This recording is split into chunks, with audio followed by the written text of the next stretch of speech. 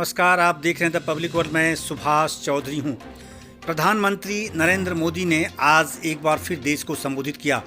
यह संबोधन उनका 7वां संबोधन था कोरोना काल के दौरान कोरोना संक्रमण को लेकर। उन्होंने देशवासियों को एक बार फिर आगाह किया कि अगर सावधानी जाएगी तो फिर दुर्घटना घटेगी, यानी कोरोना संक्रमण का फैलाव बढ़ेगा और इसका खामियाजा देश को भुगतना पड़ सकता है। हालांकि उन्होंने देश में कोरोना संक्रमण से संबंधित तैयारी को लेकर अपने दावे किए और लोगों को आश्वस्त भी किया, लेकिन लोगों से इस लड़ाई में पूरी तरह शिद्दत के साथ सहयोग करने की अपील की। उन्होंने कहा कि अब देश में आर्थिक गतिविधियां जोर पकड़ने लगी हैं, लेकिन हमें सावधानी के साथ इसमें चलना होगा। उन्होंने कहा कि अधिकतर लोगों ने अपनी जिम्मेदारियां निभाई हैं और फिर जीवन को गति देने के लिए वो फिर सामने आने लगे हैं। त्योहार के मौसम में बड़ी सावधानी बरतने की पर जोर देते हुए प्रधानमंत्री ने क्या कुछ कहा, सुने।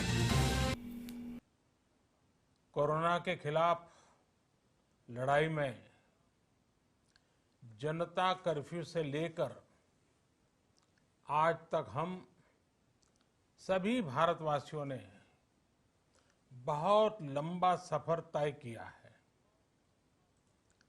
समय के साथ आर्थिक गतिविधियों में भी धीरे धीरे तेजी नजर आ रही है। हम में से अधिकांश लोग अपनी जिम्मेदारियों को निभाने के लिए फिर से जीवन को गति देने के लिए रोज घरों से बाहर निकल रहे हैं। त्योहारों के इस मौसम में बाजारों में भी रौनक धीरे धीरे लौट रही है, लेकिन हमें ये भूलना नहीं है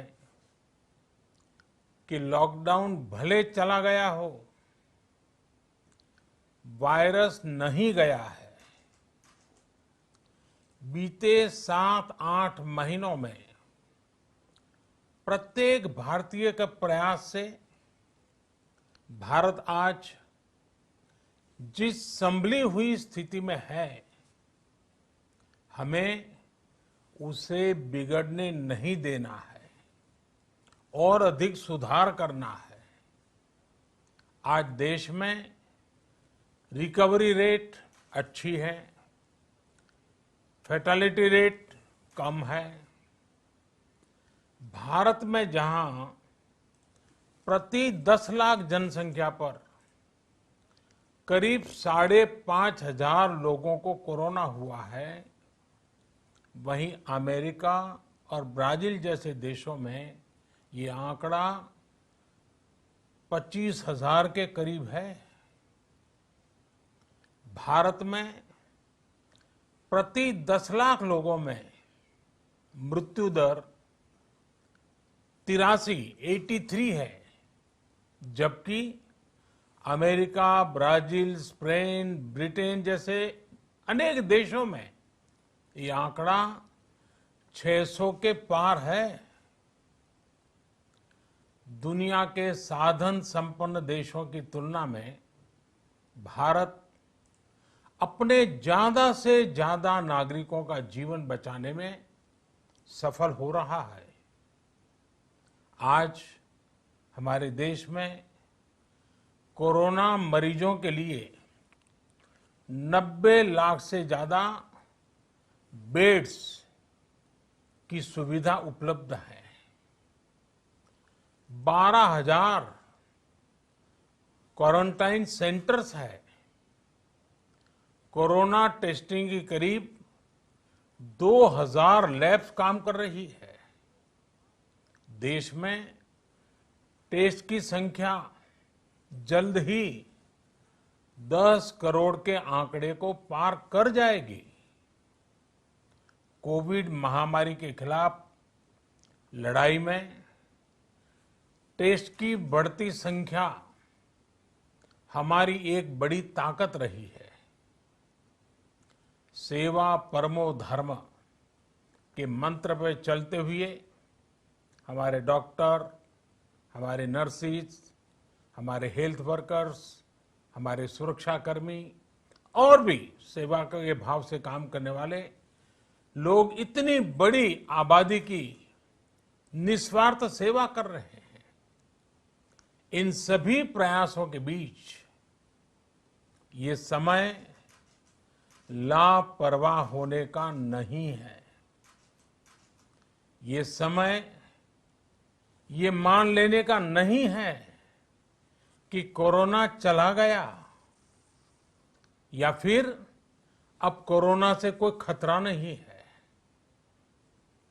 हाल के दिनों में हम सब ने बहुत सी तस्वीरें, वीडियो देखे हैं जिनमें साफ दिखता है कि कई लोगों ने अब सावधानी बरतना या तो बंद कर दिया है या बहुत ढिलाई ले आए हैं। ये बिल्कुल ठीक नहीं है।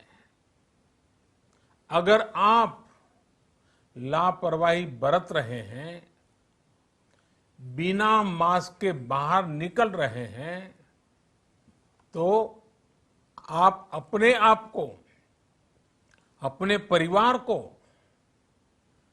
अपने परिवार के बच्चों को, बुजुर्गों को उतने ही बड़े संकट में डाल रहे हैं।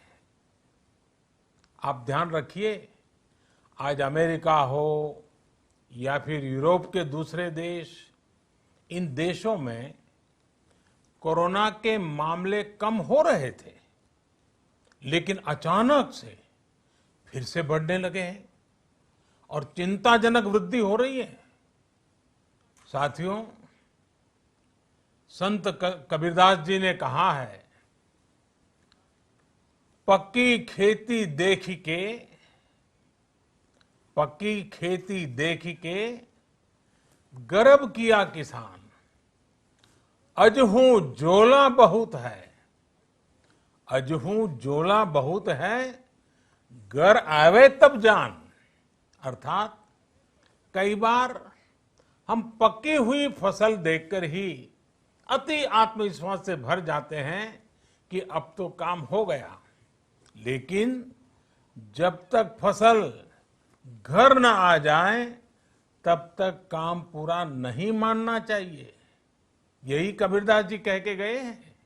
यानी जब तक सफलता पूरी न मिल जाए, लापरवाही नहीं करनी चाहिए।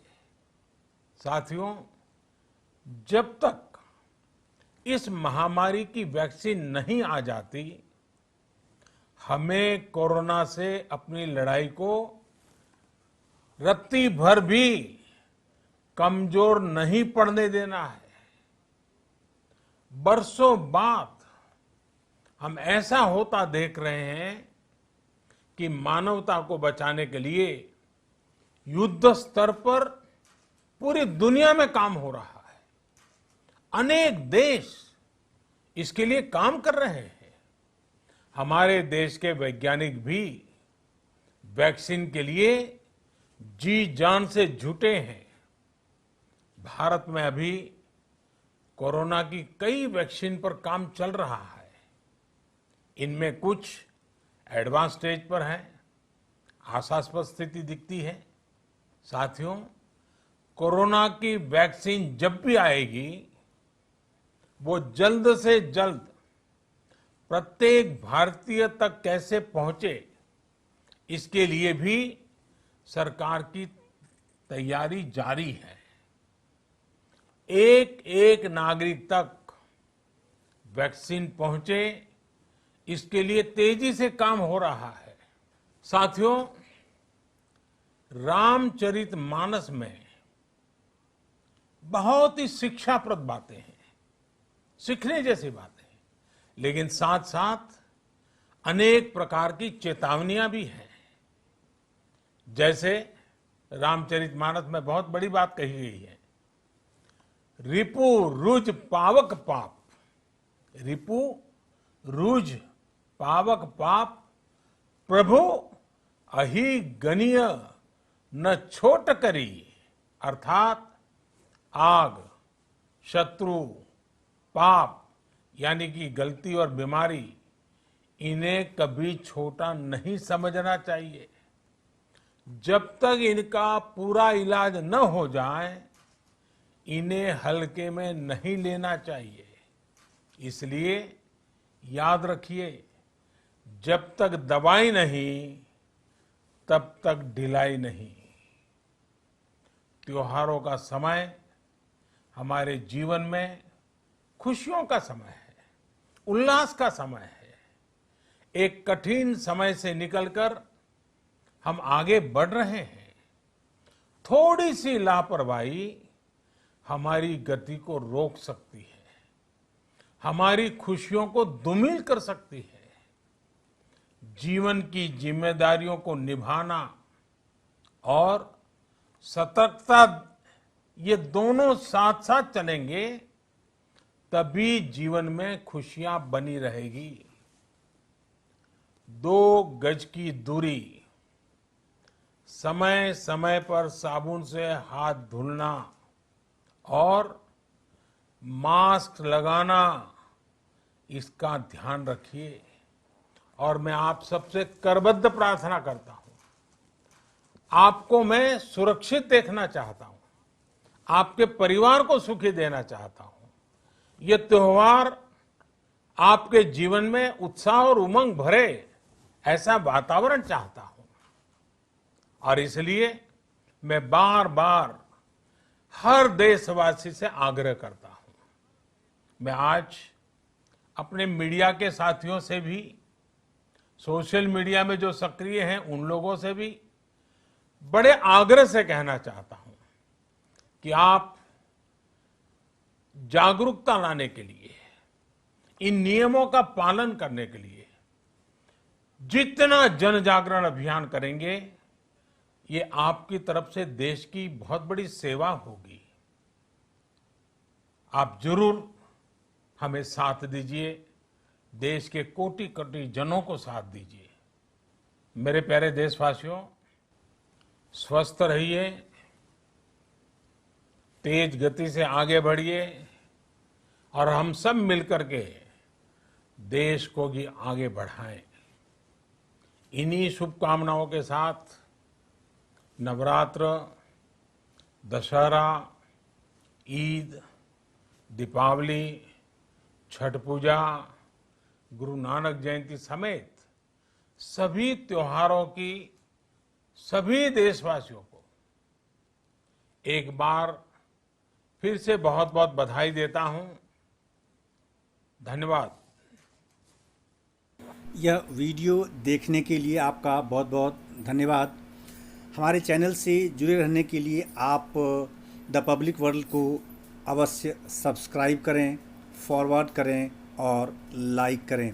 आप अपने कमेंट्स भी कमेंट बॉक्स में प्रस्तुत कर सकते हैं। आपका बहुत बहुत धन्यवाद।